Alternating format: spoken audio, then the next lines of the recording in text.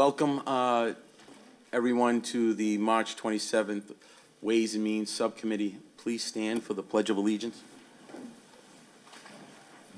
I pledge allegiance to the flag of the United States of America and to the republic for which it stands, one nation, under God, indivisible, with liberty and justice for all. Madam Clerk, roll call the members, please. Roll call the members of the Ways and Means Subcommittee. Councilor Morabito. Here. Here. Councilor Powers. Here. Here. Councilor Silvestri. Here. Here. Councilor Zambuto. Here. Here. Council President Keefe. Here. Here. And Chairman Visconti. Here. Here. Quorum is present. There's one item on tonight's agenda that the city motion presented by Councilor Visconti, that the City Council send a letter to the Revere High School Building Committee requesting that the existing site of the high school be chosen as the feasibility study preferred option for submission to the Massachusetts School Building Authority and for further study during schematic design. Thank you, Madam Clerk. Thank you for everybody being here this evening. We have about a half hour for this meeting, so what I'd like to start off by saying, a few weeks ago, the City Council did not pass schematic design at the Wonderland site. It was evident that we need, in order to move this progress forward, what we did and what the thought process is to move schematic design and keep the process going is to move it to the existing high school site. And that's what is on the agenda this evening.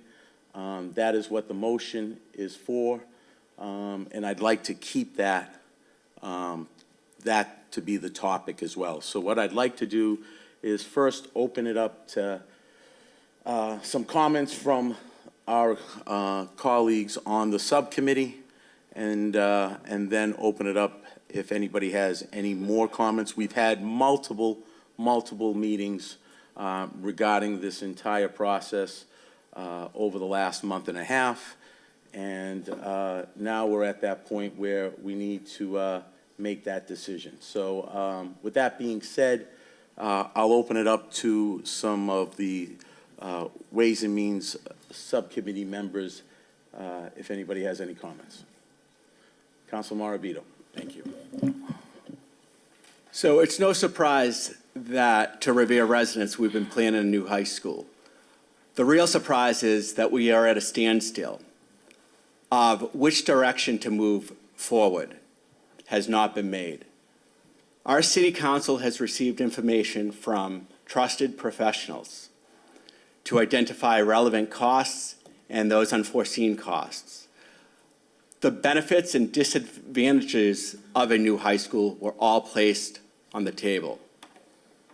Not all things can so easily be placed with a dollar amount. Education has an enormous impact on our community, both economically and socially. And how are we supposed to build upon this when the very foundation cannot even be poured? The cost of building a new high school was the concern for voting down the original schematic for a Wonderland location. And we want to make the right decision as a community, as a city council, but we must also know that the long-term cost we will pay is not having a competitive high school. And I said it from the get-go. We have great students, great teachers, and cost should have never been a factor when you're investing in the future of our students, the teachers, and giving them an environment where they can foster education through the tools these buildings will give them to succeed. So, unfortunately, I will not be voting in favor of the existing site of the current high school because I believe Wonderland is the location to be at. I was reflecting upon, I had plenty of time to reflect upon this matter. And, it is an investment. that will provide school accreditation and ensure the City of Revere's education meet acceptable levels of quality. City's investment in school infrastructure speaks volumes. It's truly an investment indicating we're vested in the future of Revere Public Schools, its teachers, its students. A new school with modern equipment and labs to foster learning by providing teachers with the modern tools they need for the students to succeed. And that's why I feel any takeaway from the original site is not acceptable. I feel the ultimate school should be built for the ultimate students and teachers. Thank you. Thank you. Council Silvestri. Thank you, Mr. Chairman. I, too, can't support the motion that's on the floor right now to be brought back to the existing high school site. And it was an agonizing decision. I looked into a lot of sites, and if we're being just blatant and honest, the only thing that would replace the high school at that site is bringing hundreds, thousands of apartments. I looked up several locations. Old Edison PowerPoint, 15 acres, 700 units. Parcel P3 in Roxbury, 7.5 acres, 727 units. Needham Oaks, 22.6 acres, 800 units. They go on from Lowell, more of Boston, Marlboro, and they all have a bunch of apartments and units, hotels in their existing projects. And that's what we're going to replace the high school with. We went through a long process. We brought every professional, attorney, developer. We did land studies. We did project schematic designs. We did site review. We voted to take the land. We voted the money to take the land. And in the final hour, we put the brakes on the project. I cannot support the motion on the floor. I just don't think it's the right decision for the city. Thank you, Mr. President. Thank you, Council. Council Powers. Thank you, Mr. Chairman. I think it may have made my position very clear from the outset. Okay, the Wonderland site is where that high school should go. The people that live, that I used to represent, that I don't represent anymore, live up on East Mountain Avenue, Janvin, Cary, Tree Valley, True, the whole, I can name all the streets. They've been put up for years, decades, with the problems with the kids coming in there, speeding, the whole 9 yards. If anywhere we should build a high school, it's in an open space that has plenty of room, that is not set up to hamper education, but to make better education facilities. Ball fields, everything is down there. I just can't understand why we want to put a high school into an already overcrowded area. When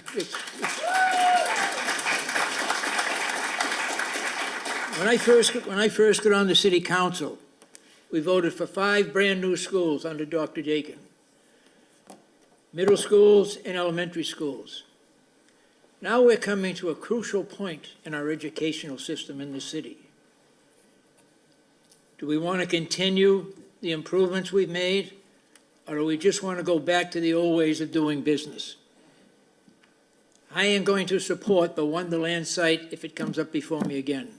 Thank you, Council. And I cannot imagine putting the people that live in that area down where the high school is, and the students particularly, through this process. It doesn't work, it'll never work, and the best place for that high school is the Wonderland site. Thank you. Thank you. Thank you, Councilor. Council President Keith. Thank you, Mr. Chairman. I think everyone knows my opinion on the matter, so I'm not going to speak too much on it. Outside of, I believe that today's decision is voting on the second choice, and I believe our students deserve better. Simple as that. I think we have a first-class city, and going on the second choice is not the option that I'll be considering. Thank you.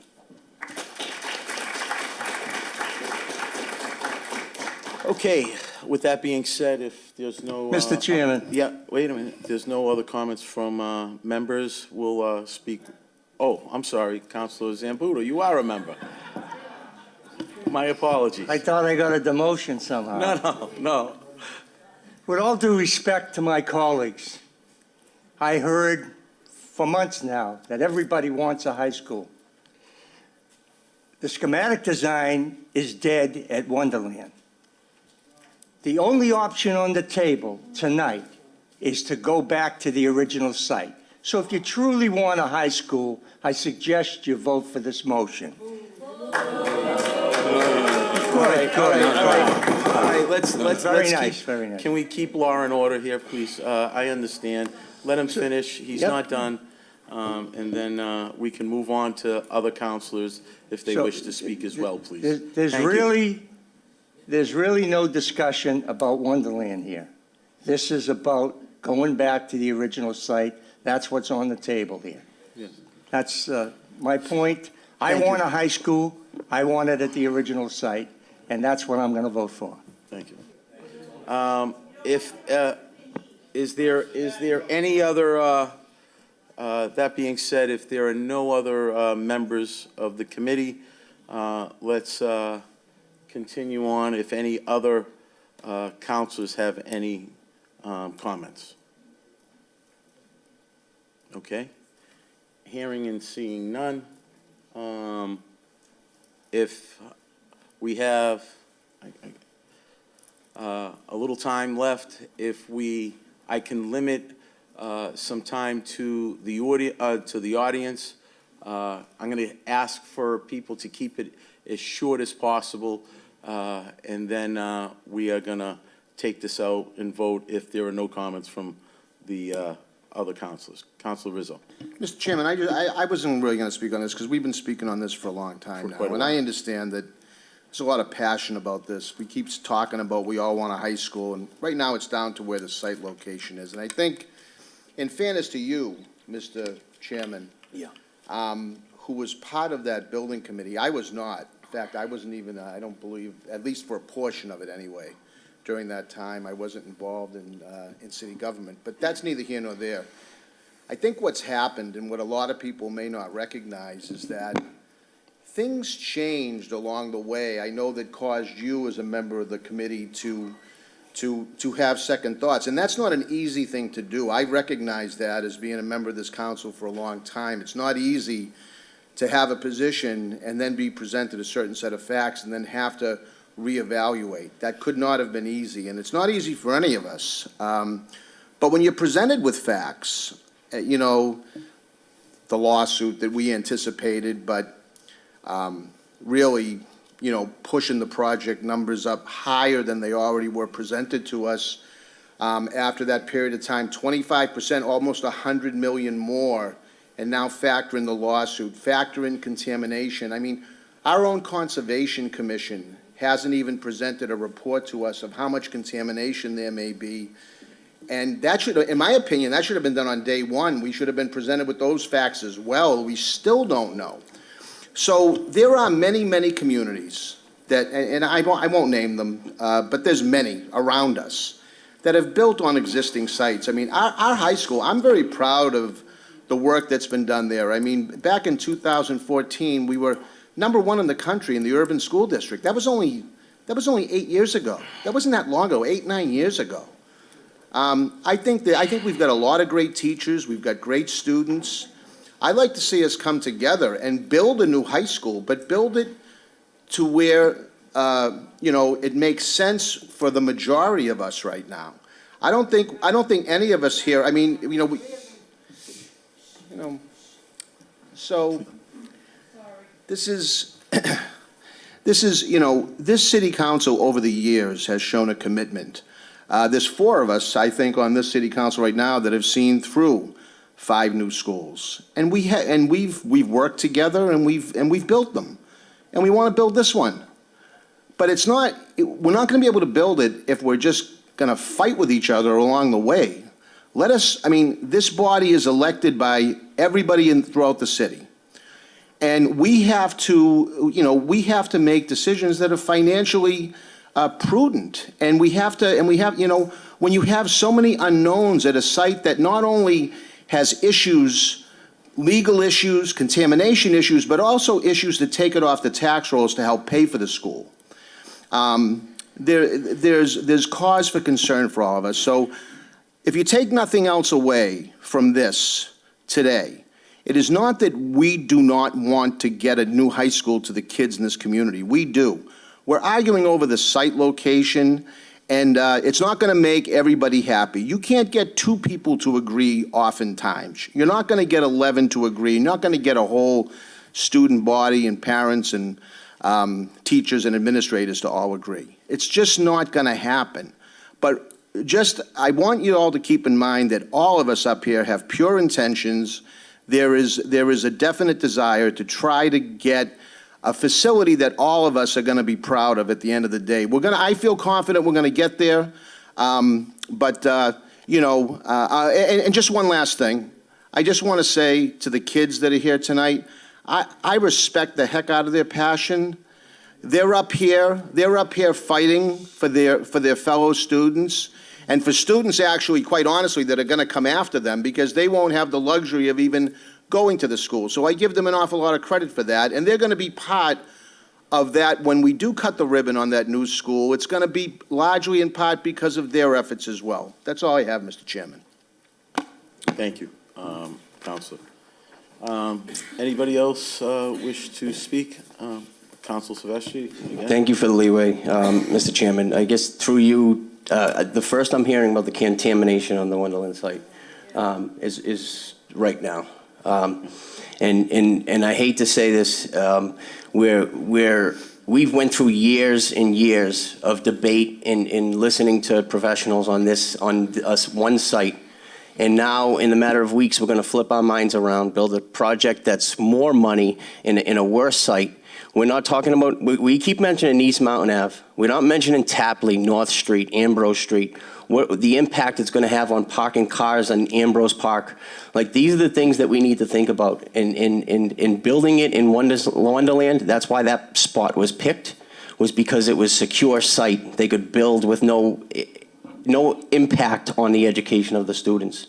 So this is the first I'm hearing about contamination, and I agree.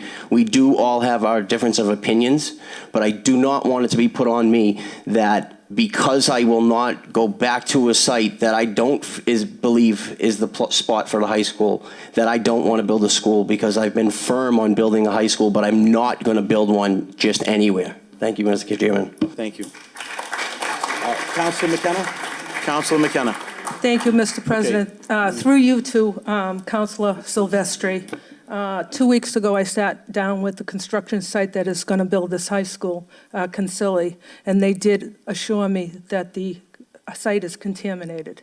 They don't know the severity of it, but they said that it is contaminated. And I just want to point out that the 33 acres at Wonderland is the same parcel that is in Encore, the Encore Casino. It's 33 acres. It cost Wynn $68 million to remove that dirt and ship it out, because we just can't leave the dirt. We have to ship it out by trucks. If that's the case, and it's 33 acres, and I think he had to ship out 680,000 tons of dirt. So I just want you to know, I don't know the severity of it, but he did say to me personally that it was contaminated. Thank you. Thank you. Okay. Councilor Powers, did you want to? Okay. All right. With that being said, Mr. Chair. yeah, Council Thank you very much. I'm not disputing by any that. I think that, I'm not sure if there was site remediation on all of the choices. So site remediation on all of them. I think any site you build on pretty much that has urban use, cars, like it's going to have some form of ground issue. Great. It's the level that we have to be cognizant of. Thank you. Thank you. Okay, if the councilor is finished, what I can do is ask for some people from the audience. We're going to limit this because we have a 5:30. Yes, I understand, and With Mr. that being Chairman. said, we're going to limit it. We'll try and be Point of brief. order. What's that? Point Okay. of order. Hold on 1 second. Point of- As we have done, State point. as we have done in past meetings, I would strongly recommend the clerk keep Yes. time. And, you choose to limit it to however many Yeah. minutes you wish, but 2 minutes. Okay, just to try to get as many people in here. So we're going to limit it to a couple of minutes, please, and make Sure. it brief, to the point. And just a comment relative to that, Great. and, fair being fair, you all are going to get a chance to speak at this later on at the full council meeting. You could have provided us a little bit more time to Yeah, provide some right. input on what we want to say before it gets to the council. So Go ahead. fair is Thank you. fair. Thank you. Mr. Chairman, point of Yes. order. State your point. When it comes, Come on. Point Come of- on. Let's start. Okay. when Okay. it comes to before the full council, after it reaches subcommittee, we don't speak on it. Typically, it's a subcommittee report, Report. and it's a roll call. That's it. So thank we you, don't speak Mr. on it. Mr. Chairman. It just goes, you're absolutely correct. It goes to, Maybe the- my memory serves me Yes. wrong. I thought I heard some discussion on it the last time. No. Point of Okay. information. Thank you. All right, so I'll Let's get to go. my point. Point of information through you. Subcommittees are for, to deliberate Yes, and have conversation and debate about it. yes, thank you. All right, thank you. All right. Okay, 2 I minutes stand and counting. corrected. There we go. Look, here, my point in all of this is that I'm here asking not to pass this on to the city council, not to approve it, because this motion before you is going to do nothing but delay and kick the can down the road. It's going to be 1+ years before we even get to the point to what we know what it's going to cost. You can't guarantee that it's going to cost any less than the current plan, correct? Thank you. Correct? Thank you. No, I'm asking a question. You can't guarantee it's going to be any less, right? Yes.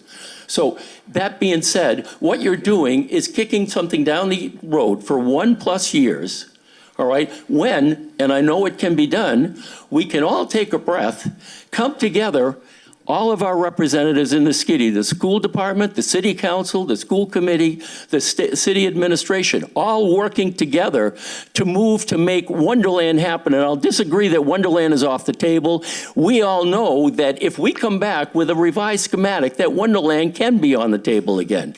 And doing so, and it can be done within 3 months, versus 1 year. So why take 1 year to do something that we have no idea what the price will be at the end, and frankly, we'll probably be in the same position we are now with budget concerns. It's not going to resolve that. You can't guarantee that either. So why go for a 1 year delay for something you don't know is going to turn out good, and instead take 3 months to try and work out what you already approved in terms of a site? And I'll disagree with somebody who said that this is a site issue. It's not a site issue. That was resolved last year. It's a budget and it's a cost issue. I agree. We need to look at the costs. We need to address the costs, and we need to refine the costs. And we also need to clear up a lot of misinformation that's out there. We can use the 3 months to do that and collectively and collaboratively come up with a plan to do it, instead of putting all of this on the high school and creating a lot more stress and problems down the road. Thank you. Thank you. All right. Thank you. So I just have one. Name and address for the record, please. I'm sorry. Matthew Terrell, 215 Crescent Ave. Yes. So there's no doubt that the Wonderland site is expensive enough for some of you to back out. I have one question. If we go through with this and we go to the existing site, we do however long it takes to do a schematic design, and it comes out with a relatively same number, whether it's lower, whether it's higher, but it's the same, can you promise, because you guys said you wanted a school, that you will put that through? On the record, you say you will put that through, even if it's more expensive. Then why not just vote on it here at Wonderland, where it's the same exact price? Listen, if you wanted an answer, you could have stayed there. Thank you. My name is Erta Ismaili. I reside at 62 Shawmut Street. My pronouns are she, her, and thank you, Matthew, for that amazing speech. I just want to tell you all that, I proudly take on many roles within the high school. Currently, I'm Student Senate's vice chair. I'm speech and debates co-captain and student representative of the district's Equity Advisory Board. But most importantly, I'm a sophomore at Revere High and a student just like many of us here today. So let me please begin. Black political activist Angela Davis, who you have hopefully heard about, said, quote, "Education must not be sacrificed at the altar of profit." And that is a lesson you all need to take to heart today. Firstly, why do we need this new high school? I'm not sure if, the same high school that you all attended 30 plus years ago is the same that, you expect it to be now, but it's much different. Just last year, multiple students fainted and had to receive medical care after poor ventilation and lack of air conditioning. That was my first day of freshman year. My first high school experience was hearing that students had fainted. Second, when it rains in Revere, it pours, but not just outside, but inside the high school as well.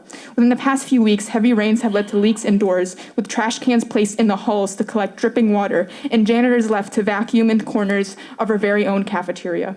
Third, if residents of this city love to complain about the rat problem, wait till you see the high school. That should be self-explanatory enough. Fourthly, teachers, especially new ones, deal with shuffling their supplies on crates through the hallways rather than having their very own classrooms. This is, without a doubt, one of the many reasons why new teacher turnover is so high. Fifth, bathrooms at our school is a privilege, not a right. Right now we have 2,000 plus students, and it's lucky if we even have a bathroom open on every single floor. Boys' bathrooms remain mirrorless, stalls remain doorless, and gender-neutral bathrooms are scarce. In a new school, these basic needs will no longer be a privilege. There are many more reasons why students could come up here and tell you why we need a new school for the next generations and for us now. But next, I want to move on why the Wonderland site should be a no-brainer decision for you all. No matter the litigation, no matter the cost, you all made a promise a year ago to this city that the new high school would be secured on the Wonderland site. I remember rejoicing in class, carrying around the Revere Journal, showing my peers about how a new high school could be expected as soon as 2027. Now that joy has turned into anger and disappointment. We need that new high school, and we need it now. Lastly, just before I know my time is up, before I finish, I want to highlight the need to take a broad approach to the construction of the high school at the Wonderland site. My family has been displaced due to high costs of rent twice. I have moved 3 times in Revere. I should not have to deal with that. My family, we have been priced out of our homes, and we should not have to deal with constantly being moved out just because of these rising costs of the apartments. We need to focus on when we actually build these apartments, when we build this new high school, that we make affordable housing, we ensure rent control, and we focus on the mass majority of our population that has been underserved due to their race, to their background, and due to their status of poverty. The Revere City Council has shown time and time again to focus on affordability of the RHS construction over accessibility of housing and education. You continue to focus on dollars over scholars, on cents over our own students. It is time you understand our needs, our concerns, and our futures, and treat them with the respect and sensitivity that they deserve. Without us, we have no city, and I hope you realize that today. Thank you.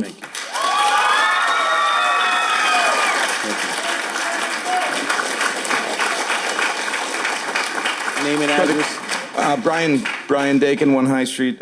As you know, I work with Left Field, the owner's project manager. Just wanted to note that there's underground soil contamination risk at both of these sites. It's really not, to us who've studied it, a huge driver on one site versus the other. I've never worked on a school, whether it's in the backyard or somewhere else in a town, when you're digging up that much earth, where there is not going to be some degree of soil contamination. So from the studies we've done so far, problem exists at both sites. Problem exists probably in everyone's backyard who owns property here. It's either urban fill or somebody dumped something there years ago. So it's known to the project team. We've done our best to capture those in the budget. Just wanted to note that. Thank you. Name and address. Hi, Mr. Visconti. Richie Gallucci, Assistant Superintendent of Schools, 38 Ledgewood Drive, Danvers, Mass. So I would just talk about fiscal responsibility. I know I gave you my story the last time I was up here, but I will say to all of you that when Mr. Dakin was posed the question a few weeks ago about which site costs more, right now his answer was the existing RHS site by $60 to $65 million. Another piece of this fiscal argument is what's to come. And I have not heard any solution for the overcrowding at the elementary or middle school. And I know that Dr. Kelly has been passionate about 2 things regarding the middle school. Number 1, that we rehab the existing Revere High School building so that it's suitable for our middle school students and do not have to build a new middle school to take on that finance. And also to relieve our elementary schools who currently split complexes with middle schools that now will be exclusively elementary so that those are not overcrowded. So in the short term, Right now, Aracola Park, the existing site, is more expensive, and that does not take into account that if we build on that site, it's going to be significantly more expensive down the line, and we will be searching for land for a new middle school, for which we will never find in this city. The final piece that I would say is I looked back today just to see kind of the timeline of all this, and I know January 24th of 2022, everybody that was present at the vote voted for Wonderland. There were 2 people that were not present. Everybody on the city council voted Wonderland as the site, minus 2 members who were not present. The school department really, truly, and honestly views the city council as partners in this work. We never wavered from that. We still don't as of today. We view you as important partners, as I said 2 weeks ago. The city and the school department have always worked so well together and supported one another's endeavors. I would hope that we can continue that. And I bring up a few weeks ago when Councilor Novoselsky mentioned parting with one field to bring the cost down, and the immediate answer from Dr. Kelly was, yes, absolutely, we will do that. We were never presented with any of those edits prior to Councilor Novoselsky's recommendation. We are certainly willing to talk about the schematic design of Wonderland. And I know Councilor Silvestri has a motion tonight to reconsider the schematic design with these alterations. And the school department is more than willing to make these concessions when they're presented to us. So I ask you to please consider those facts when you vote tonight. I again appreciate all of you and understand the gravity of your vote, and I will respect whatever you vote. But I please ask you to consider our partnership that we've had for long over a year now. Thank you. Thank you. Mr. Chairman. We have 2 more people, and then we'll take the vote. Brian Miccio, 540 Riviera Beach Boulevard. When this council unanimously voted for the Wonderland site, I'd like to note that in the journal, it said, Council President Jerry Visconti reaffirmed his previous vote, noting that residents should understand that once the vote is official, everyone should be, quote, all in on the construction of the new high school, and there is no turning back. Are you a liar, sir?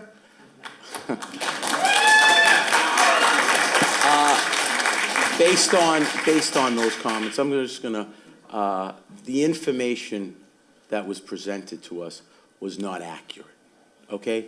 So there was an increase of $120 million after that design, after that vote. That information should have been presented to us prior to that vote. I understand that, That's all. Counselor. I understand that, Counselor, but... I didn't lie.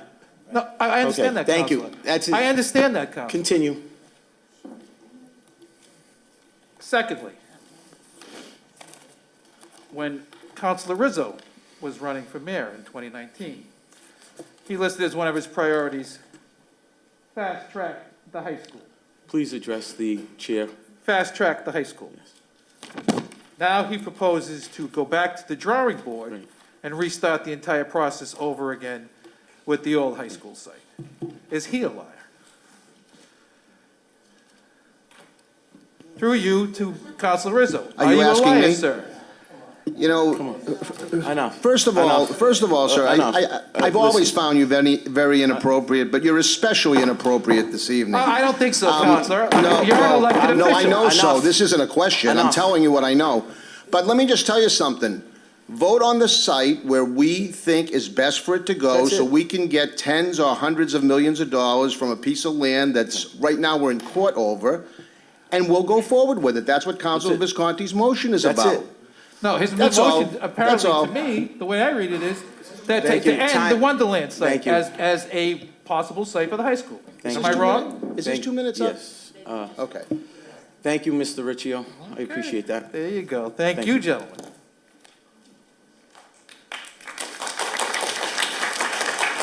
Name and address. Do I have to press this You button? can, Do I no, have it's to press on. It's already on. Okay, my name is Elaine Micheller. I live at 50 Stevens Street. I Yes. teach at the Hills School. And I just have one question. Wonderland has been vacant for, I think, maybe 10 years. Where is this sudden interest that all of a sudden the city's going to make all kinds of money from apartment buildings that we don't even need? I mean, You haven't been even collecting taxes from Wonderland. They're always in the list of people that owe tax money. I don't understand where there's sudden interest that we're gonna build all these apartments. Thank you. Go ahead. Thank you. Name and address. Eddie Salton, 100 Cary Ave. Two questions. The old high school's gonna cost 65 million more to build, right? Or to renovate. Why can't you take the 65 million and put it towards Wonderland? That's the first thing. Where do we stand on Cary Ave and East Mountain Ave? All my neighbors with eminent domain. That hasn't been mentioned yet. Okay. Let me make it quite clear that during the building committees, okay, at first there was thought of eminent domain. Then the building committee went back to left field and revisited that and decided that they can build the existing site without eminent domain taken or any housing being taken. So that is off the table, okay, at the existing site. At this time or Yes. for good? Yes, so there's no eminent domain taking at the existing high school site. That is misinformation that has been out there. Is that for Thank you. now, or is that, the future's gonna change, or what? No, that's it. We're not going to allow it. We're not going to allow No way. eminent domain taking at the existing site. So that is misinformation. Yes, we're running out of time and. Darcy Sorrentino, yes, 39 absolutely. Tree Valley Road, Mebea. Absolutely, thank you. I have lived in this house for 30 years or better. I have fought the traffic up and down Cary Ave. We had to make half of Cary Ave one way because they come across flying out of the high school. Where are all these kids going to park when you start doing all this construction? How is the construction even going to get in there? How's the equipment going to get in there? There's no room to access while the kids are in school. The noise, the aggravation, everything's going to be disrupted in the neighborhood. People's foundations have already had issues from when high schools were built, when the middle school was built. The people around there have really put up with enough traffic, enough kids throwing their trash all over the place. They come up from the high school, they have their lunches they didn't want. They gave them a lunch because they had a half a day. It's all over my front lawn. They don't care. These kids, not all of them, because these children here that are here are awesome. Because you know what? These are the children that are going to be voting soon. And they're going to look at everybody and see how they voted to support what they are supporting. Absolutely. Thank you. Brian Dakin, left field, OPM. The only way that Article 97 yields no additional land needed is a 1-to-1 ratio. That has to be approved by the state legislature. No one in this room can say that they're going to come back with a 1-to-1 ratio. If it comes back any higher and the job is at the existing site, additional land will need to be used, procured somewhere else. Whether that's eminent domain or usage of some other land, I don't know. That's up to you folks. But it's up to the state legislature to decide if a more than 1-to-1 ratio, which is more and more common. So, Mr. Chairman, Okay. we've had this discussion before. we have. I've certainly spent probably a lot more time than anybody in this room on Article 90s. This is 97. This is completely out of the ordinary for it to be more than 1-to-1 in a project like this. Completely out of the ordinary. Hold on a second. Hold on, Counselor. Point of information. Counselor Sereno. Thank you, Mr. Chairman. Through you to Mr. Dakin, I spoke with somebody at EEA who handles or no longer handles Article 97, but did Article 97 with legislation and was EEA's go-to person on Article 97. And I put it to this person and I gave them the scenario. And they said to me, EEA isn't going to demand more land. They won't accept less land, but they aren't in the business of policing local decisions more than they are required to. So I really feel that it's, as much as some of us are concerned about the lawsuit at Wonderland, and the other side is saying, that you're totally wrong and you shouldn't be worried. there's a lot of misinformation about Article 97, and I believe it Well, would we be agree. a one-to-one. And we have multiple, left field is managing multiple projects that have a 1.5 or greater ratio. I'm working with a community up in Billerica that's planning on proposing a 2-to-1 ratio. So we have jobs, there are municipalities that are over 1-to-1. It's our job to tell you where the risk is. That's all I'm doing. I'm not trying to tell you which way to vote. We can build a building at either site. I want people to know the ramifications. 1-to-1 is not a guarantee. It's not. So, and let me ask one site, because I've heard that the existing site, you're sacrificing building at the existing high school. Tell me that we're not looking for the school to be sacrificed in terms of the build-out of that project. So that site at the existing site, or whether it was at the Wonderland site, will be built and will be built with a top-notch construction company, and it will not be sacrificed. The children will not have to sacrifice their learning. Correct me if I'm wrong. Correct. Thank you. That's correct. Thank Same you. program, same square footage. Same program, thank you. Thank you. Mr. Chairman, we Yes. have to move on. I know, we have to move quick, go ahead. We have, They keep getting. I know, we're Yep, gonna have Nicole to end DeVoe, this. 215 Crescent Thank you. Ave in Beechmont. Thank you. Thank you. With what he just said, is eminent domain completely off the table, 100%? I mean, With this, based on what he just said, 100% will not happen with that current site. Can anyone say that? No. No. Okay, okay, that's my Okay. first. Second, I've written a million things about this, but, one, the kids will suffer at that current site. They are attending that high school. They're gonna have to put up with the construction site for all those years. Our MA students are gonna have to put up with that construction. The site itself, we all know, is kind of a mess itself. The fields will be, I would imagine they'd be switched from where the current high school is now, correct? Yeah. So all those people, even if eminent domain is not a risk, they have those fields in their backyards now instead of on the other side, not near them, correct? So how is that a better site, especially with the fact that we're thinking this site is gonna either be the same price or cost more? And, you know, a year down the road, when this comes, if it's in fact a budget priority, when this comes back either the same or higher, well, then what are you saying to the taxpayers then? That we've now wasted a year, it's going to be the same amount or more, and we have a lesser site? I just don't get it. And as far as Wonderland, the site being, you know, the problem now, that was a choice that was already made. It was already made by you, it was made by the school committee, it was made by the administration.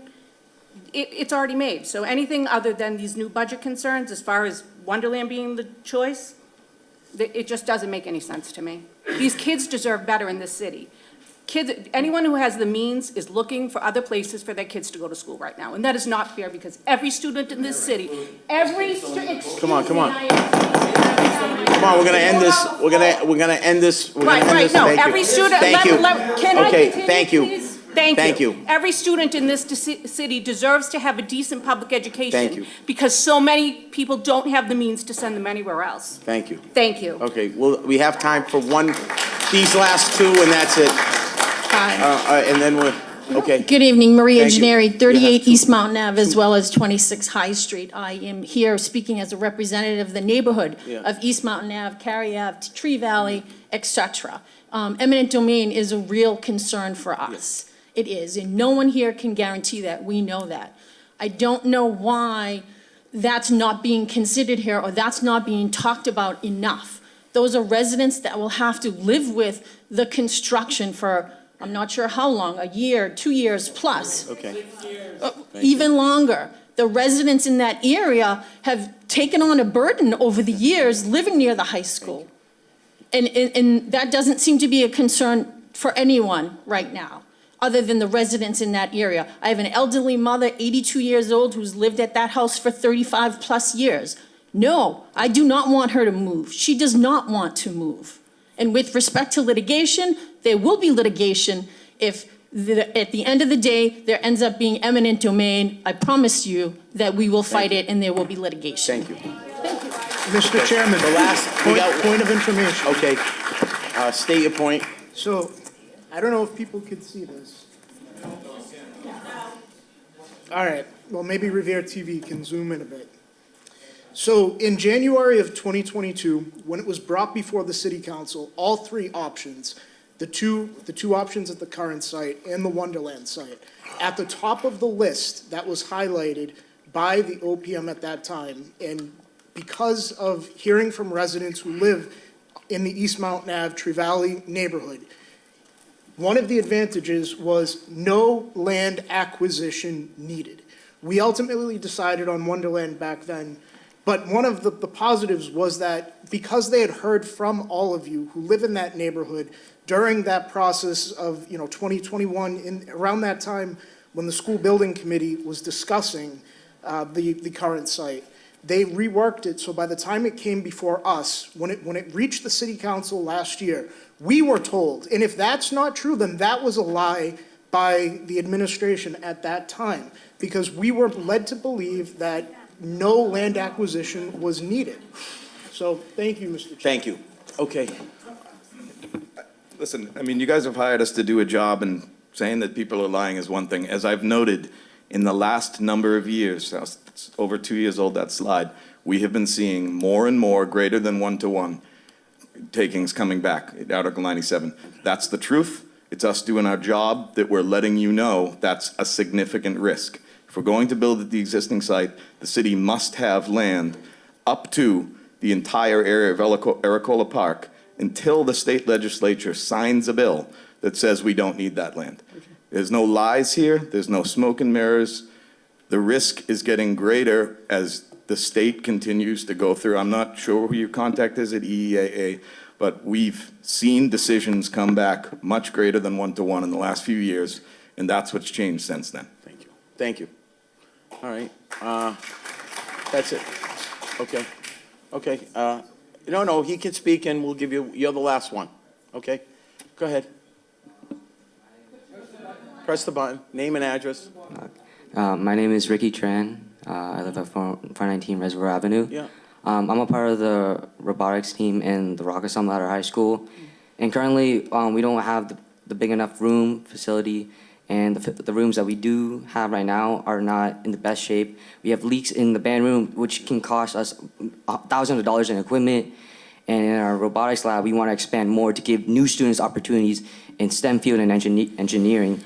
And I believe that in Wonderland, we can have that extra space there for both and even more extracurriculars at our school in order to give these students a chance in strive in these fields. Thank you. Thank you. Thank you. Name and address. Mr. Faziali, 51 Arcadia Street.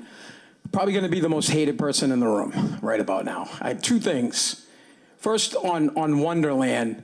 For a long time, I was in favor of the site, and then I've had a lot of conversations with some of the members in City Council and some of the members of my community, especially seniors, and a few teachers. And my brother's a teacher, and it got me thinking, the teachers are going to want a raise soon, right? So every so often, the contract comes up, they need more money. And then I sat back and I was like, what the seniors, they lived on fixed incomes. And if you put it at Wonderland, you're taking 20 or, well, let's just make it an easy number. You're taking $10 million off the table. Now, I know a lot of people say, oh, nobody knows what they're going to put there. Well, because every time someone wants to build, someone goes, oh, we don't want a hotel. We don't want biolabs. We don't want a shopping mall. We don't want a high rise. Well, city government is like your house. So when you're doing your house budget and your daughter comes to you and is like, hey, Dad, I want to go to Disney. And then I look at her and I say, honey, we're on a Canopy Lake budget because Daddy's not bringing any more money in. But if you want to go to Disney, I could buy the house, or I could develop something over here, or I could keep something that gives us more revenue. We need to put something at Wonderland. And I know people don't like this. I've been living in Revere for 10 years. I live on Arcadia Street. I've seen all these apartment complexes going up. I don't live far from Suffolk Downs. Personally, I don't care if they build a bazillion new apartments over there because there'd be plenty of place for public housing. 10% of it, I think by law has to be public housing, something like that. Maybe it's a little bit less. There'll be public housing. I don't care if they put a warehouse there. It doesn't matter to me because the city is going to need that tax revenue at some point. So when some councils up here say that they would be in favor of taking that tax money off the table, especially ones that live in wards where there are a lot of senior citizens, you're not thinking about the seniors. And I don't even have anybody that lives in the city that's a senior. I'm a young guy. I can afford the taxes, okay? So I think Wonderland needs to, I don't even know why we're talking about it, but I just want to say this. If you build at Wonderland, it will be the most expensive high school ever built in the United States of America, and I will tell you why. Thank you. I don't care if you spent $1 billion to build it at the existing site. After 10 years go by, that's $100 million in lost revenue over at the Wonderland. After 20 years, it's $200 million. You go. Thank you. Over the years, you will lose money. Thank you. So now, Thank one last thing, and then I'll stop. As That's far as 2 minutes the, up. you guys aren't going to like this. 2 minutes are up. I'm All sorry. right, but one last, can I just, We'll make- sorry. If you guys can't decide to build on the existing site tonight, I'm going to beg you guys to table it until after the election. And the reason is you're running for mayor, you're running for mayor, you're running for mayor, the current mayor is out of here. You might not run again, I don't, right? You're considering not All right, running, at least thank somebody you. told me that. Thank you. Thank you. All right. Okay, you, Michael? All right, Michael, you are the last one. Okay. I can never say no to you. Thank you. Okay, thank you. Michael Hinojosa, 37 Amelia Place. I've been your Parks and Rec director for about 10 and a half years now. So in response to a little bit, but have we Googled Earth Revere? Has anybody Googled Earth Revere? We have 0 land, about 5 trees in this city. Like, we have an opportunity, right, with 33 and a half acres that we've never had before, right? We're about to, like, has anybody been down to Revere High School at 6 o'clock at night? There's 200 kids down there playing soccer. Where do we put these kids for the next 10 years? I am already hand-strapped that I do not have enough green space for activities. You know that. We all have a great relationship up here, all of us. But I have 0, all right? To take away more green space, Ambrose, the turf field, the baseball field, okay? Where we have 200 kids there every single night. I just don't understand that we have an opportunity, right? And take those 33 and a half acres and invest in us. Forget about investing in contractors and buildings. Invest in Revere. Invest in us. That's all I'm saying. So everybody, every kid that's in here, like, we need more. We need amenities. Everybody's heard me talk about it. We need amenities here in Revere. We're a city of 70,000 people, and we have no place to have any recreational activities. In 10 years, we'll be a city of 90,000 people. Where do we do any recreation? You know where we're gonna go? People are gonna leave the city and go do their recreation. So I'm here as a Parks and Rec director, okay? So please consider 33 and a half acres at Wonderland and invest in us. That's all. Thank you. Okay, that being said, I think our time is up. We've gone over. I'd like to bring this out for a vote with the subcommittee. Madam Clerk? Shall the Ways and Means Subcommittee report out Council Order 23056 to the full City Council for a vote? Councilor Morbido? No. No. Councilor Powers? No. No. Councilor Silvestri? No. No. Councilor Zambudo? Yes. Yes. Council President Keefe? No.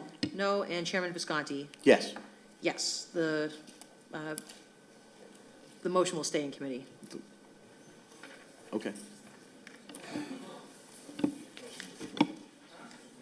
Council Chairman, Mr. Chairman? Yes. Can I just say congratulations to the Neutrons this weekend? Congratulations. Well, it's.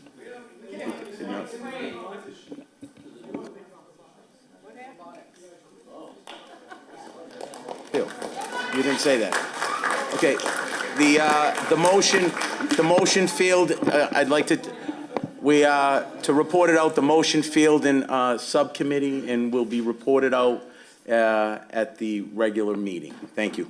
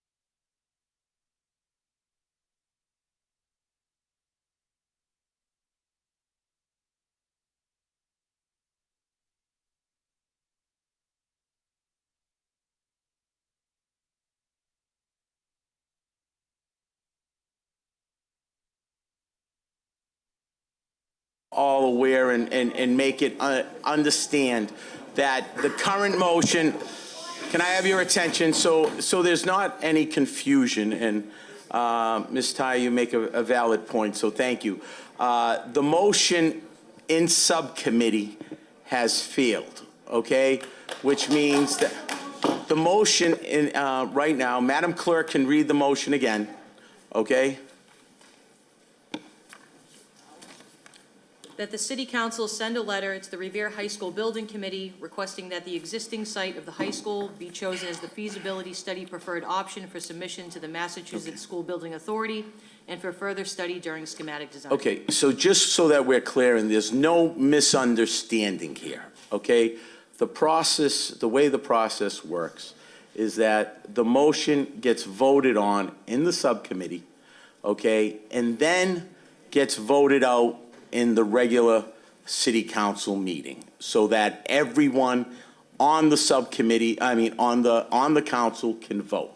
So it will in turn in the regular council meeting get voted out so that everybody on the council will have a vote, okay, of what happened. So that's what is going on. So, but the motion in subcommittee has failed currently. And then what we'll do is we're going to vote it out in the regular council so every council can vote on it, and then we'll see what happens then. Okay? Is that understood? So there's another vote. So there is another vote coming. There is another vote. It failed in subcommittee. Okay? There's going to be another vote when the meeting, the general meeting starts after the zoning subcommittee. After the zoning subcommittee, there will be the general meeting.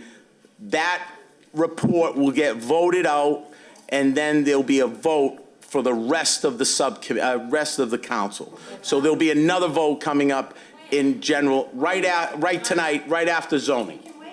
You could stay in all night if you'd like. Yes, no problem. So that's the process. Is there any questions regarding that process? No. No, the vote is being done right after the zoning subcommittee in the general meeting. Thank you.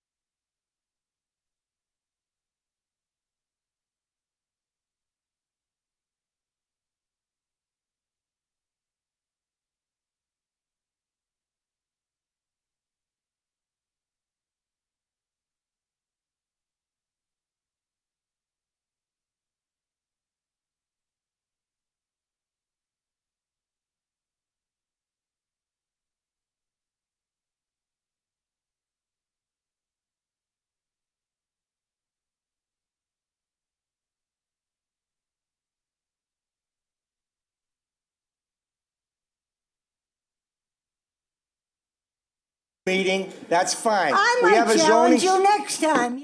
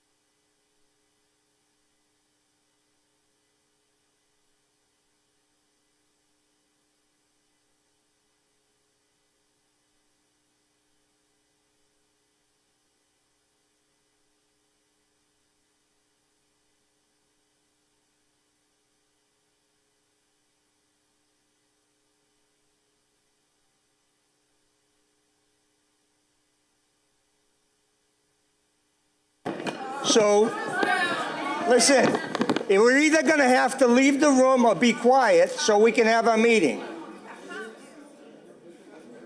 Calm down.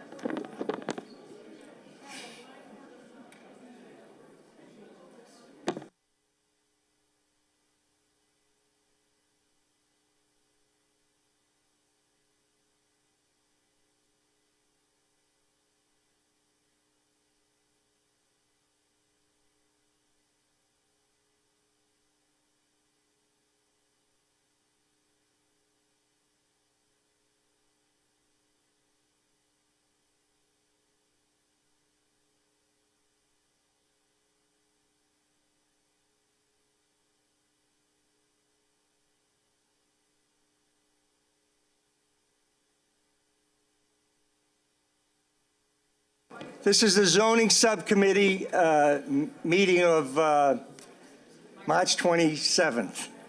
Please stand and salute the flag. I pledge allegiance to the flag of the United States of America and to the republic for which it stands, one nation, under God, indivisible, with liberty and justice for all. Roll call of the members of the zoning subcommittee. Councilor Novoselsky. Here. Councilor Powers. Here. Councilor Silvestri. Here. Here. Councilor Visconti. Here. Council President Keefe. Here. Here. And Chairman Zambudo. Here. Here. Quorum is present. There's one special permit pending before the committee on the application of Michael Casoli, trustee of Mac Realty Trust, 28 Sweetser Street, Wakefield, seeking permission from the Revere City Council to reconstruct and extend a non-conforming use in pre-existing non-conforming structure that burnt down in a fire in May of 21 for the purpose of constructing a new 6-unit residential building with 6 off-street parking spaces at 141-143 Endicott Avenue. Mr. Attorney.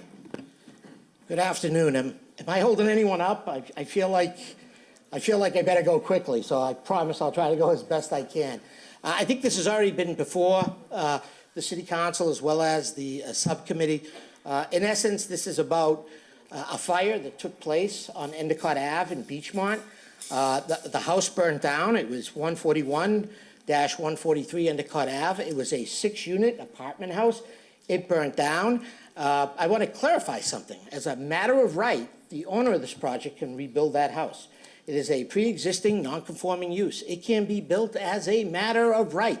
The only reason we are here is because the owner, who is Michael Casoli, who is here, Michael, of the Casoli family, a long-established family in the city of Revere, is that he has intention of taking and adding 6 extra parking spots.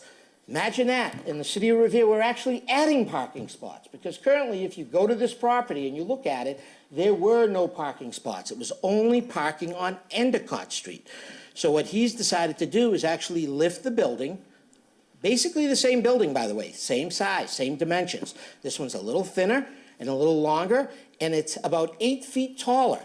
The reason it's 8 feet taller, members of the City Council, is that the parking garage that he's building underneath is 9 feet taller. So if you folks want to add parking to the Beachmont neighborhood, you'll support this. If you don't want to add parking to Endicott Street, then you won't support it. He'll withdraw the application, go to City Hall tomorrow, and just rebuild a 6-unit apartment house, which he has the right to do as a matter of right. I know that there's been a particular neighbor who has been out there. We've attempted to meet with this neighbor. We've had conversations with her on numerous times. Mr. Casoli has met with her on numerous times. But for some reason, there's a great deal of misinformation about this project, and I think it's important that the neighbors understand that the only reason we're here before the City Council is because we're asking to add parking. Because it is a pre-existing non-conforming use, the only way we can add parking is to ask the City Council for permission. So again, if the City Council does not want extra parking to be added under this building, if you want to keep the parking on Endicott, my client is willing to do that. They'll just rebuild the 6-unit apartment house that was already there. I'm actually quite surprised that this project has taken on such debate. And sometimes it just proves that there's a lot of information in the community and people aren't understanding it properly. It's important to note that the new project will be a 6-unit condominium complex. It's owner occupied. You're getting rid of a 6-unit transient apartment house and you're replacing it with a 6-unit condominium house, owner occupied. Now, in talking to the counselor, she had suggested, well, what about a limit on 2 bedrooms in each of these condominiums? My client, Mr. Casoli, has agreed. He would be more than happy to restrict each condominium to only 2 bedrooms, which, by the way, is less than what was in the old building, okay? So at the end of the day, you hear it often, but this is a win, win, win, win, win, win, win. There really is no downside to this project. I understand that one of the neighbors was upset. There was a fire here, her home was destroyed, and that's really unfortunate. But I think we can all put ourselves also in the position of, if our house burns down, we'd like to get it rebuilt. And that's why we're before you, not only to rebuild it, to make it better. And the way we do that is to remove the transient nature of the apartment building and to actually add parking so that we make it easier for the neighbors on Endicott to park in this new building. That being said, I'm here. I want to stop. If there are any questions, I'm happy to answer them. Thank you.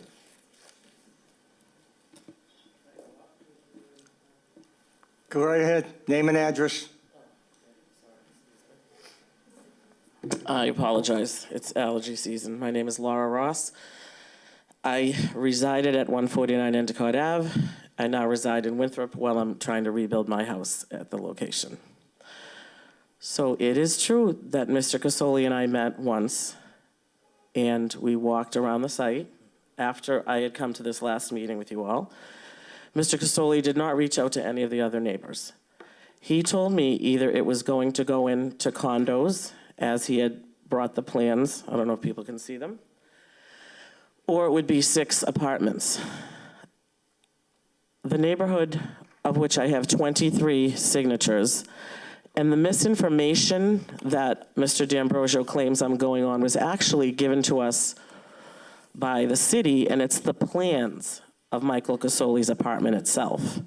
And although Mr. D'Ambrosio claims that you're just here for parking and that we don't want parking, I have other neighbors here. Everyone is fine with the 6 parking spaces. There are some questions about how it's only 6 parking spaces required when they thought that the ordinance for the city was 1.25 per apartment. That's a question that perhaps could be answered today. We also have a question about maybe the plans are not making sense to us, because these plans, which I can pass around, show, as well as there being parking, there are 1, 2, 3, 4 floors. If you look in the plans, there are condos that are 2-floor condos that are 3-bedroom apartments, and it says that in the plans. So any misinformation that I have been passing out to neighbors is misinformation that's been provided to me. If I can stop you for 1 second. So the attorney just said that he's committed to going with 2 bedrooms in each Right, that's spot. excellent. Okay. He didn't offer that to me the last time. I just wanted to clear that up. Okay. So if he's willing to go 2, I mean, our complaint in the neighborhood is that it loses the integrity of the neighborhood. We don't have any 4-story buildings in the neighborhood. This was it's a 6-decker, so it was 3 family. It was a 3-story building. This clearly has 4 stories on it. We're not objecting to the parking. We're not objecting to it being condos. We're objecting to the height. I don't think there's a compromise for that, because if you put the parking garage, it's necessarily going to go up that much higher. It's not going to go up a whole floor higher. So let me explain. Then the parking. Can I finish speaking? Clearly. The parking going up is one thing, but then why the additional floor? Why the additional floor? These units are 1,700 square feet. Some of those, actually, they're bigger than a lot of the houses in the neighborhood. They were not 1,700 square feet prior to him deciding to. Am I upsetting you, sir? No. I want to know what else you have for, because I want him to answer your questions. Right. So I'm trying to get your complaints so I can write them down and we can answer them correctly. Okay, so what I'm saying to you is parking is nice. We agree. The parking problems that are in that neighborhood are not caused by Michael Casoli. It's caused by a 100-year-old apartment building in 2023. Yeah. That's never, even six spaces is not going to alleviate the problem. But we appreciate that. It's going to help. I mean, right, but it's not going to solve it. So okay. that's We do not mind it being condominiums. Okay. We are objecting to the pure size. My builder has said that that size of a building is going to absolutely ruin the integrity of the neighborhood.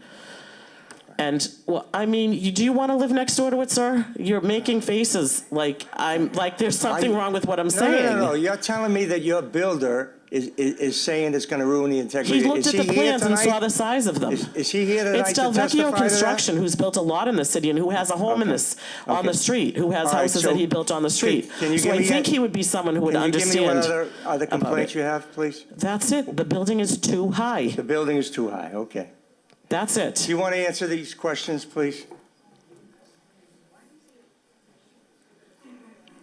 So again, it's not understanding the basic premise. The building that is being built is roughly the same size as the one that burnt down. If anyone in this room has their house that burns down and wants to rebuild it, they're going to have a right to do that. So understand that. What Ms. Roth is saying to you here today is, well, sure, they want to add parking, but we don't want them to rebuild the same size house that was there before. We want to make it smaller. I don't know if I can, but you are not voting me properly. In essence, ma'am, that is what you are saying, if I can finish. Okay. We're going to let him finish, and then you're Thank going to you. get your chance to rebut, whatever. Thank you. This building is 8 feet higher than the old building, 8. The parking garage is 9 underneath it. If we don't have a parking garage, if you folks don't want the extra parking and you remove the garage, the height of this building is the same, if not a foot lower than the building that burned down. So again, this isn't rocket science. I'm not trying to pull the wool over anyone's eyes. This building that is being proposed is roughly the same size as the one that burned down. I get it. People don't want to understand that, but that is the reality of it. This building is made a little bit better in that the old building had no alleyways on the side, so it almost ran right up against its neighbors. This building was made a bit more slender and a bit longer into the back to make it a little bit more accommodating for the neighbors. And in terms of height, again, the extra 8 feet is to accommodate for the garage underneath. If people don't want the extra parking spots, at that point, the old building will be rebuilt. It'll be the same height, it'll be the same size, and it'll be done. Again, that's the misinformation here. This owner is not seeking to build a bigger building. It is the same mass. It is the same height, roughly. It is the same square dimensions. It is. You can say it's not 1,000,000 times. That's not going to make it so. So that's just the reality of it. At the end of the day, again, at the end of the day, When he's at the end of the finished, day, you have a chance, yes. because it is a pre-existing non-conforming use, because the building is over 100 years old, it didn't require parking, like many of the other apartment buildings in Beachmont that don't have parking. That's why this is an improved plan. It allows for parking underneath rather than keeping the parking on the street. Thank you. Name and address, please, for the record. Maureen Roach, 128 Endicott Ave. My question is, why is it a 4-story building when it was previously a 3-story building? Including the parking garage, you can see it's 4 stories. So it was a 3-story building before. I don't understand why it is now a 4-story building. That is the concern that I have. If you look at the plans, I just saw them on the screen, it's 4 stories, correct? It was a 3-story building. There was 3 apartments on each side. That's all I'm asking. Okay.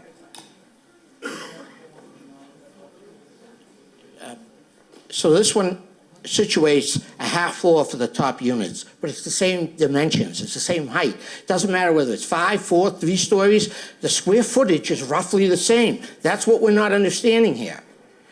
Where the benefit to the neighborhood is, if they don't want 3 bedrooms, the builder has already agreed. He'll agree to 2 bedrooms, a stipulation of 2 bedrooms for each one. Look, The benefits of this project are simple. You're adding 6 spots underneath that don't currently exist. And you're turning a transient apartment house that everybody here has complained about into an owner-occupied condominium building. Hopefully, there'll be Revere people living there for a long time, so that if you have a complaint, it's not a transient neighbor coming in and out. It's someone that you're going to be seeing in the morning and at night. I suggest to you, as a matter of use, this is a tremendous use, far better than what was there in the past. But if the neighbors don't want something that's I consider to be far better, if you really don't want it, then that's fine. He'll go back to an apartment building. Thank you. Members of the zoning committee. Oh, I'm sorry. Go ahead. I didn't see. I guess I'm confused because if it goes to a 2-bedroom apartment, do we need to go up an extra flight for the top floor, Mr. Casoli? Would we need to go up an extra flight if we're only having 2 bedrooms? Would we need to go up an extra flight if we're only having 2 bedrooms?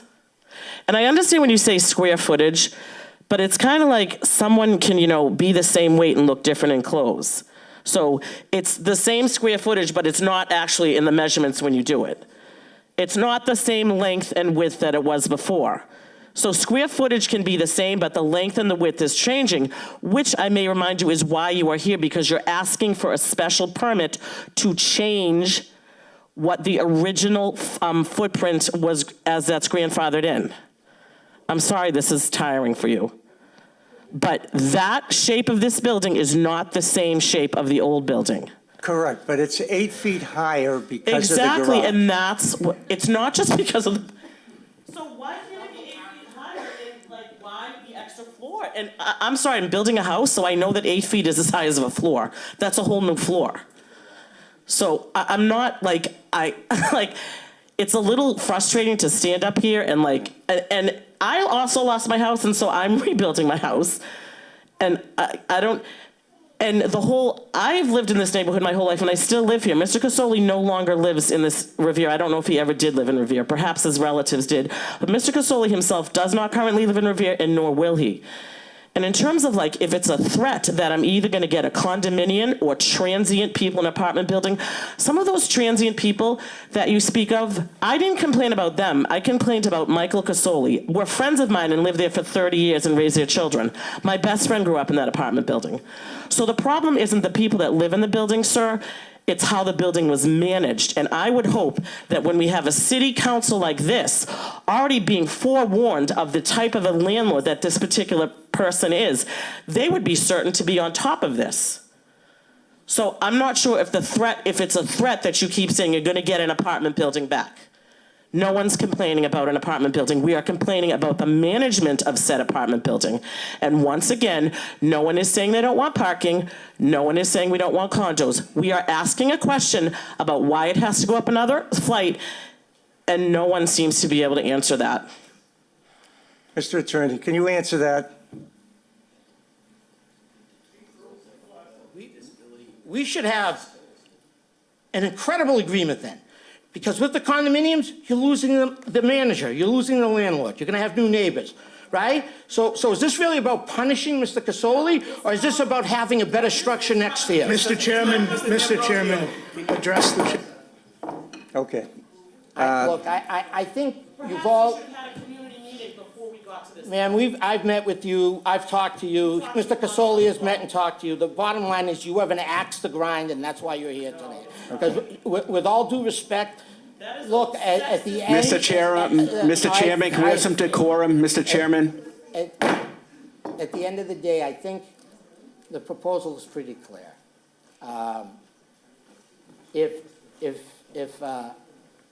Depending on what this council does with it, again, something will be built there.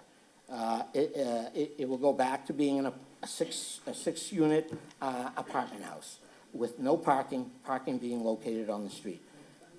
As would any other person in this room, if their house burned down and they wanted to rebuild it, they'd have a right to rebuild it. So I close with that point.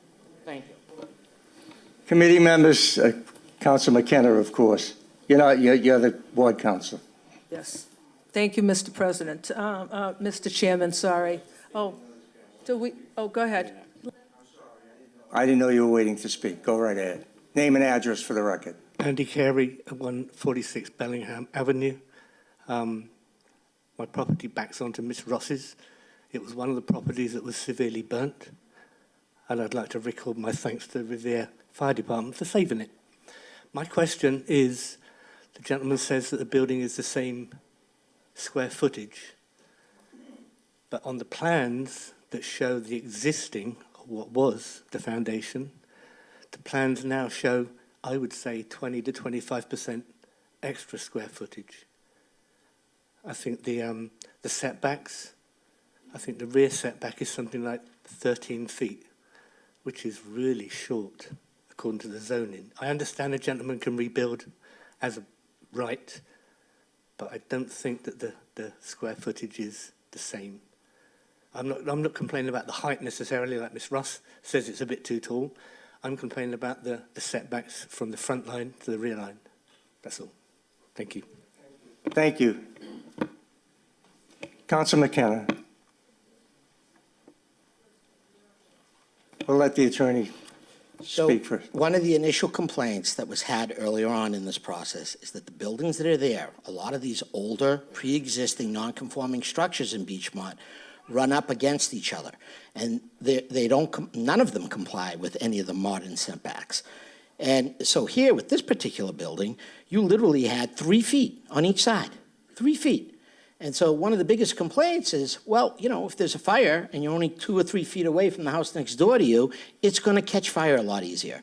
So taking that into consideration, the building was made a little bit narrower as much as we could. I think one side went to as much as 5.5 feet, and the other side almost to 4 feet. The goal was to make it a little skinnier, but when you make a building skinnier, you had to make it a little bit longer toward the back. And so it did pick up on the backside an extra approximately 10 or 12 feet in length. And also because of the garage underneath, you needed room to park 6 cars. Again, there's no escaping this. The reason the changes were made were, one, to accommodate some of the neighbors on the side so that the buildings weren't right on top of each other like they used to be.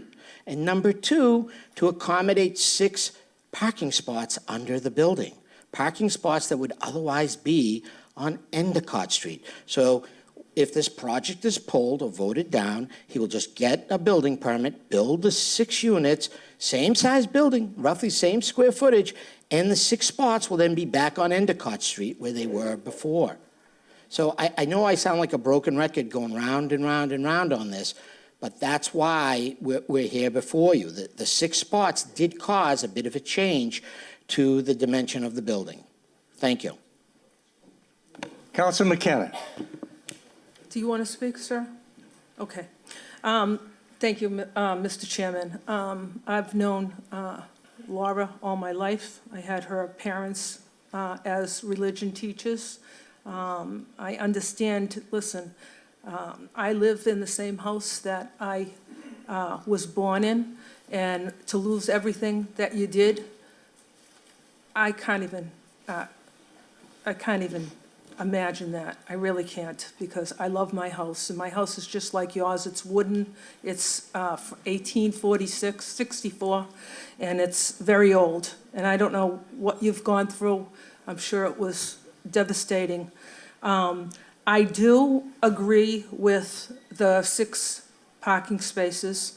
I don't know how much, if that's the 8 feet is legible, you know. I don't know if that's right, but I do believe that we should take 6 cars off the street.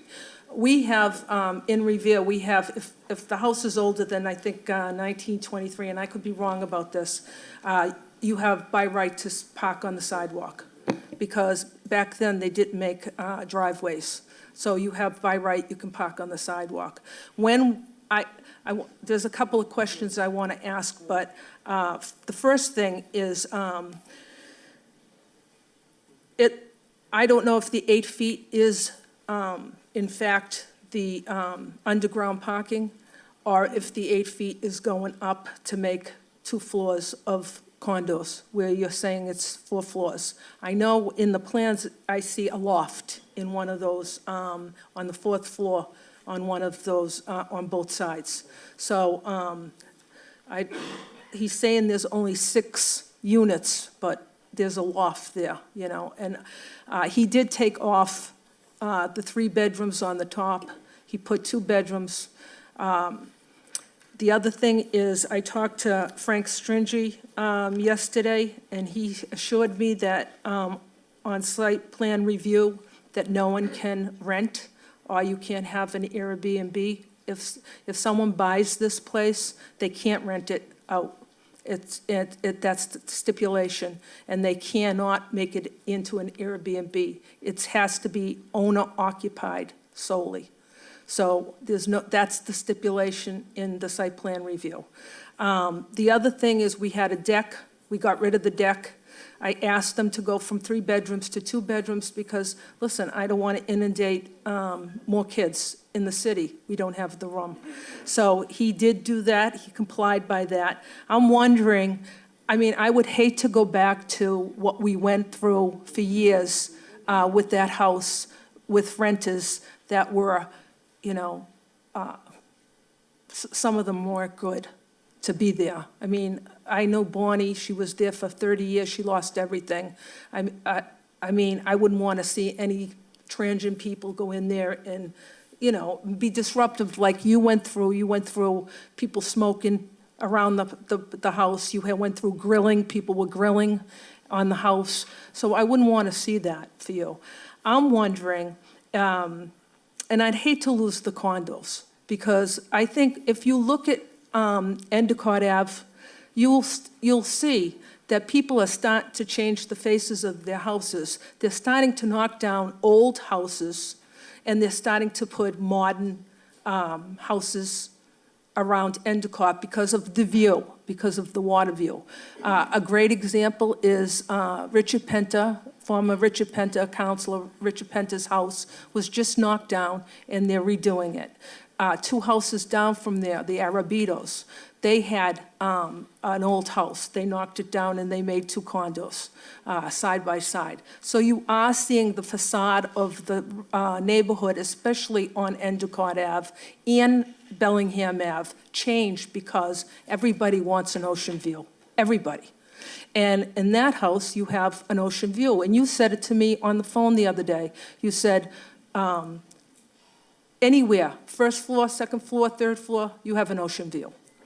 So I'm going to ask you, Mr. D'Ambrosio, would he be able to make, lower that and still make condos, or no? Lower that, so it's not an up and down for the 4th floor, it's just 1 floor? And maybe we can.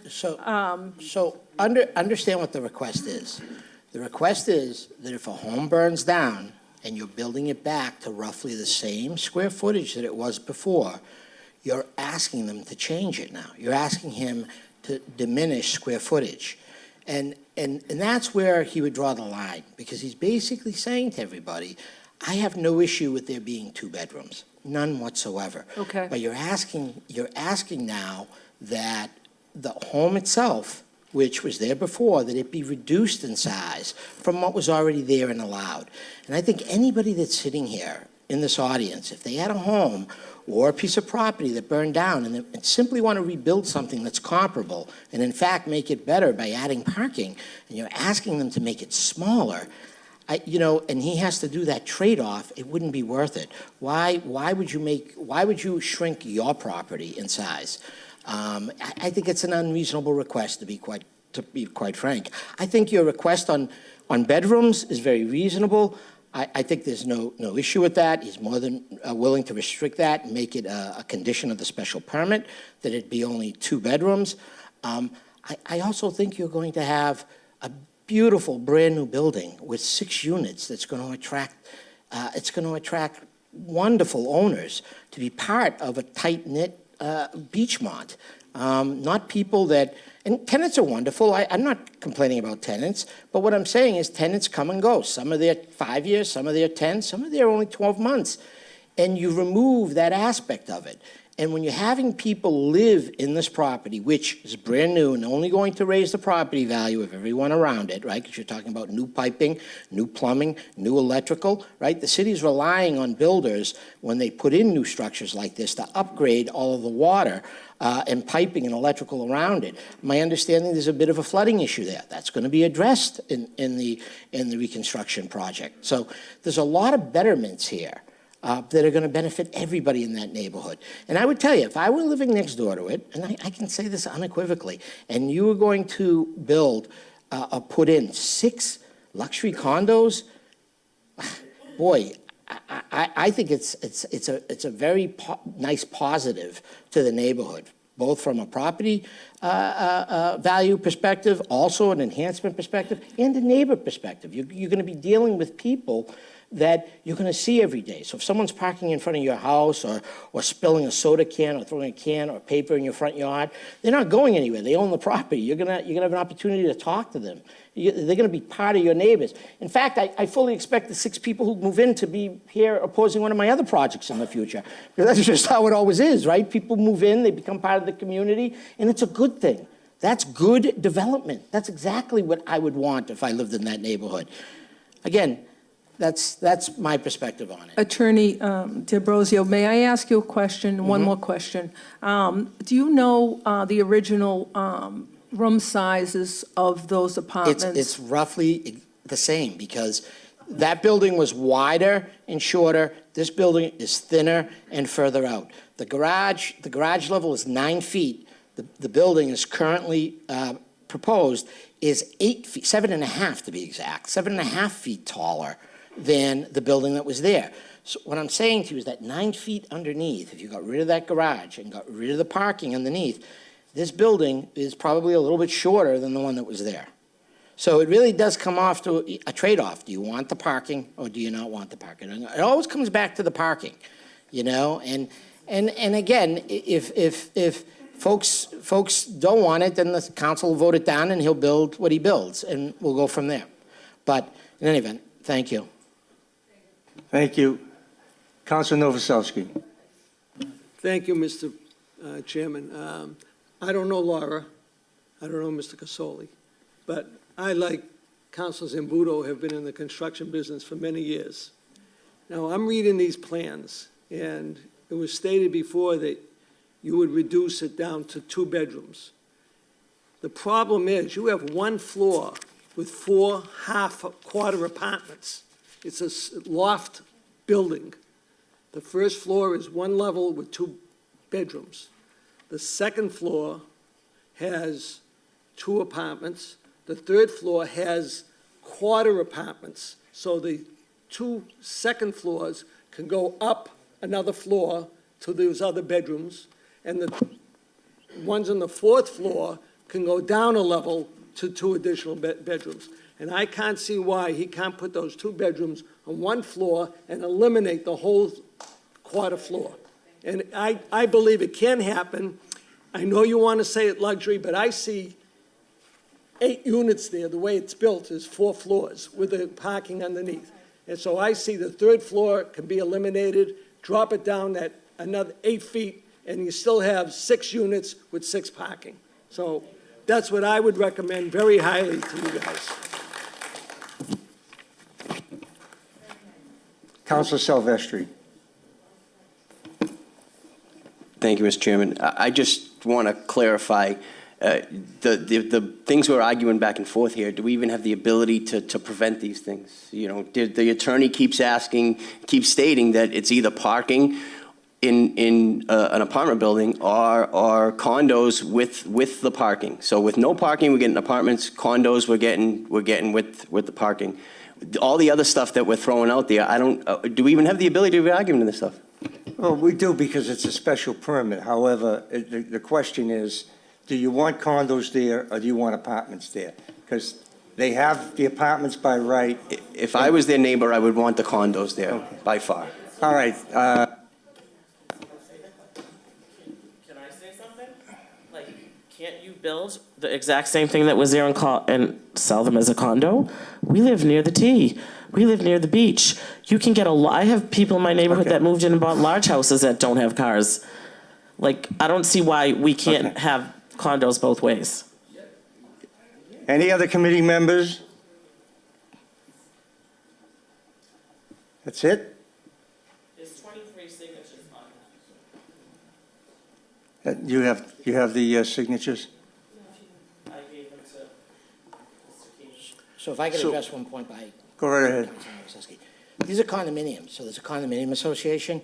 You cannot subdivide a condominium up top. And you're not even building it yet. It's not built.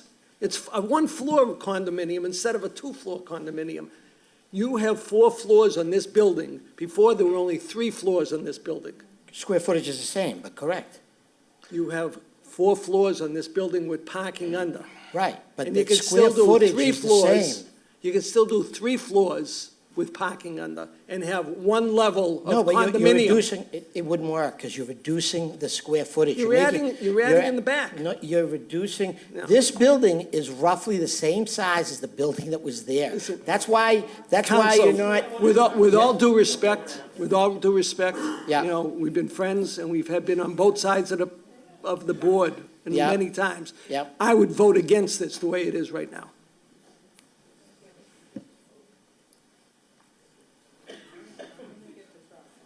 If you want a building, change it. Mr. Casoli. Okay.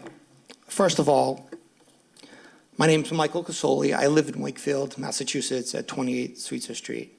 As a young kid, 21 years old, I bought this building. It was the first piece of property I ever bought. I now own over 100 units. I wouldn't do that. I wouldn't be able to get to that point in my life if I was a bad landlord or I didn't know how to manage property. So I do. That's the first thing. The second thing, in order to build a building like this, it costs a lot more money to do it than just to rebuild. Now, if you're in construction, you understand that. If you're just going to rebuild a wood frame apartment building, I could do for $200 a square foot. That's $350 a square foot. In the end of the day, I need to sell square feet. That's how we break even or make money. If you reduce the size of this building, I can't build it because it's not feasible to do so. I won't have the money to do it. I'll build it and I'll lose money at the end of the day. So in the end, I'll just rebuild the apartment building that was there and I'll be fine. I'll build it for $200 a square foot. I'll rent them out, get good rent, have ocean views, make them nice, and that's it. But this is better for the community. It might not be better for Mrs. Ross, who doesn't like me because her house burnt down, and I understand it. And I understand that she blames me, and I'm sorry that it happened. I really am. But it was a cigarette that caused a fire. There's nothing I could have done to prevent it. I'm a good property owner. I own a lot of property. I'm a good developer who's done many projects in many cities. And I do it right, and I do it to last. That building right there will be a beautiful building for Beachmont. And if you guys vote for it today, you're going to add a beautiful building to a neighborhood that's going to affect the entire Beachmont, not just Mrs. Ross, not just my neighbor to the right, not my neighbor behind me, not my other neighbor behind me. It's going to affect everybody, and it's putting money. And it's a domino effect with this stuff, too. When one guy does it and it works, they do it, and they do it, and they do it, and they do it. Medford Square, I did a 12-unit building in Medford Square. I converted from office to residential, condominiums for sale, and now popping up all around Medford Square, the same things happen. They're selling for over $1 million a piece. I was the first to do it, and I did it right. Thank you. Thank you. Mr. Chairman? Councilor Rizzo. As someone who is losing money in the deal, so am I. It's costing me twice what I was like. So I understand about losing money in the deal. I don't own 100 condos. I am not here because I'm like an irate, emotional woman. I am here because I own property that I want to take care of, that I want to make sure is valued at the highest value it can be valued. And to have a building in my neighborhood and that is not conforming, it's non-conforming already, but that is even attempting to go up higher is going to have a domino effect. Perhaps my neighbor to the right of me or the left of me wants to do the same thing. If we as a council allow this, the integrity of this neighborhood is in danger. And laws about zoning are here for the neighbor, to keep an integrity of a neighborhood. This is a small seaside little town, little piece of Revere. We are not Revere Beach, and we should not intend to be. So Michael is right, it will start to fall. And people will start to come in and say, well, Mr. Casoli did it on Endicott Ave. Why can't I do it here? My building was built in 1800, and I want to knock it down and make it bigger. So I think we need to think about that when we decide on this. I think knocking it down is a different story from burning down. It's a Right, different- and so, And you don't have the same rights. But to Okay. knock it down, but it's kind of like apples you have your for foot in, I'm hoping, because we're having an argument over here over like, he's already non-conforming, he gets to rebuild. Right, within the structure. And I have yet to hear what the square footage was prior to the fire and what the new square footage is. The last meeting we were at, I think he said, we don't know what the square footage is. So how are we to compare if we don't know what the original square footage is, what his square footage is now? Where do we get that from? How are we to trust his numbers on this new project? I thought that he specified the square footage, what it was and what it is now. Councilor Rizzo. Thank you very much, Mr. Chairman. So that was a question I really wanted to ask Attorney D'Ambrosio, because, you know, he said roughly the same square footage. It's roughly 11,000. Okay, so the old building was Yes. 11,000. So the old building was burned down. Unfortunately, it may have even been more, because over the years, people have added on to these old structures. They've added decks, they've enclosed decks, they've pushed things out, all without permits. They're a code hazard. And we all know, I mean, we're having this debate, but we know what many of these old buildings are that were built in the 1920s in our city. They're fire traps. And they're fire traps because they've been upgraded piecemeal over the years without even real building permits. And so it's exactly hard to say what the old one was. But I think an apples-to-apples comparison, it's approximately 11,000. This building is a little narrower to accommodate the neighbors and a little longer to accommodate the parking lot underneath. The height should tell you everything. This building is only 7.5 to 8 feet taller than the old building. The garage is 9 feet. If you take away the garage, this building would be the same height as the old one. So this notion that this is a much bigger structure is just incorrect. And again, you know, this really isn't about destroying the fabric of a community. It's not. The reality is that this building was built in the 1920s. At some point, these older buildings, they're getting so old, they're getting so coded out that they become fire traps. And so when you have a situation to come back in and build roughly the same square footage, like this is, but take care of the pressing parking problem, it's a win-win. I understand that people don't want to see change sometime, but this is good change. This isn't bad change. This isn't Revere Beach. This isn't a developer bringing in 100 units. This is the same 6 units that were there before, except it's a brand-new building with new plumbing, new electrical, new groundwork, a building that's 100% up to code, a building that gives more space to the neighbors on both sides, and most importantly, a building that takes 6 parking spots off the street. Yeah, all things being equal, I have always been a proponent for condominiums over apartments, just by the nature of the ownership versus the potential for transiency. You know, nothing against people that live there, but like you said, some people live there for a year, some people might live there. Ms. Ross said one of her best friends was there her whole entire life. So you do have people that live in apartments that do make that their home for their life.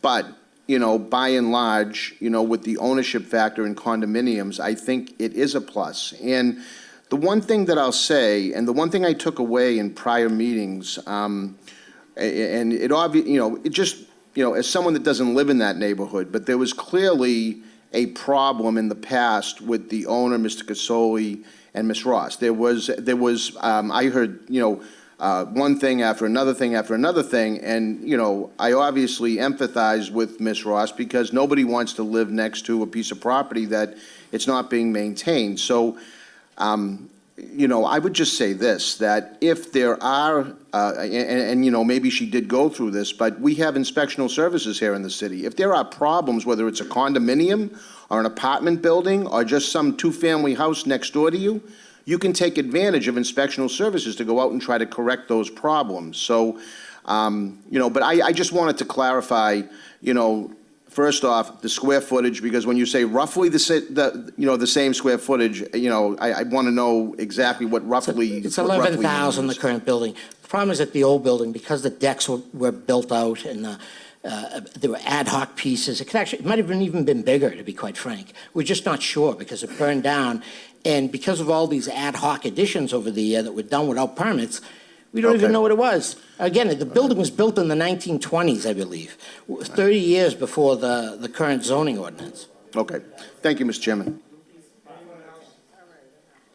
Joanne, I'm sorry. That's all right. Councilor McKenna. Thank you, Mr. Chairman. Shame Can I on you. ask Mr. D'Ambrosio a question, please? I'm sorry, Mr. D'Ambrosio, Attorney D'Ambrosio. Yes. So we have natural streams that come down from Bellingham Ave that has been havoc on Endicott. In the wintertimes, they freeze, and the DPW has to come and they have to sand it. I think Maureen has fell on the ice. Am I right? Oh, okay. But it does come across the street from where this building is, Yeah. and a couple other buildings and a couple of other houses, and it comes and it runs in the street and it goes across the street and it freezes. Is there any way that if we approve this tonight, that he could look into this and cap those streams? There is a possibility because we dealt with this. Mr. Chamella and myself dealt with the streams, the natural streams coming off Bellingham Ave, and there is a solution that we can cap them. So, but nothing was done because it's money. So I know the issue was discussed, and the good thing about this process is that once this vote is had, we go to site plan review. And then at site plan review, we sit and we get input from all the city department heads as well as Frank Stringy. And if that issue comes up and we can try to accommodate it in a reasonable way, he absolutely will. He's in the business of making those accommodations, and he will as well here.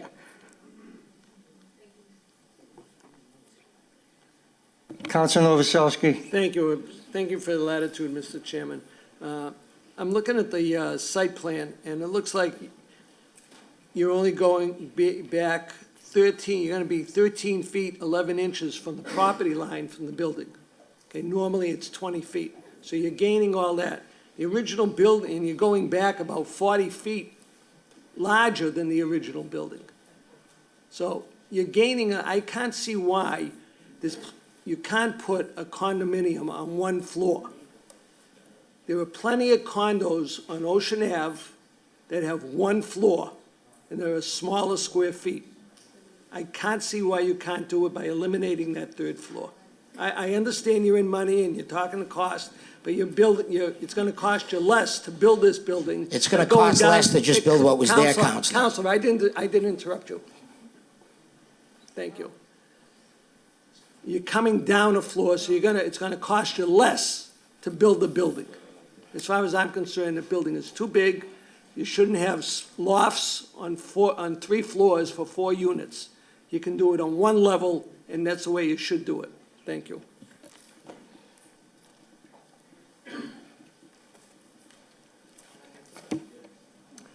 I'd just like to know, yes, the gentleman says 11,000 square feet. Oh, sorry, Andy Carey, 146 Bellingham Ave. Yeah, we already have it, I think. So the square footage is the same, about 11,000 square feet. I have a question. I'd like 2 numbers, what the existing footprint was and what the proposed footprint was in square feet. Thank you. Can you answer that, Councilor? I know.